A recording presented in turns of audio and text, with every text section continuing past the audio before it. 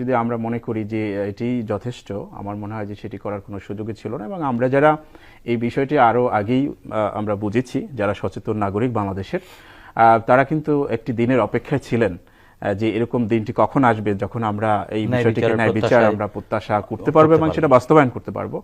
আমরা মনে করি যে এই গণ অভ্যুত্থান পরবর্তী সময়ে আমাদের সেই সুযোগটি হয়েছে এবং এই বিষয়গুলো আমরা যেটা দেখেছি, এই ইন্টারিম সরকারে যারা রয়েছেন তারা যথেষ্ট সদিচ্ছা রাখেন এবং সততার সাথে এই বিষয়গুলোকে আবার প্রশ্ন উত্থাপিত করেছেন। এবং আমি মনে করি যে কমিশন করেছেন, সেই কমিশনের প্রধান যাকে করেছেন তাকে আমি দেখেছি একজন দৃঢ়চিত্তার একজন মানুষ এবং যথেষ্ট সততা এবং সদিচ্ছা তার রয়েছে। আমার মনে হয় যে এখান থেকে প্রকৃত যে ঘটনা সেটি বের হয়ে আসবে। মোসাদ্দেক বিল্লাহ, আরেকটি বিষয় আপনার কাছ থেকে জানতে, প্রধানমন্ত্রী হিংস্র হয়ে উঠেছেন এরকম একটি সংবাদের শিরোনাম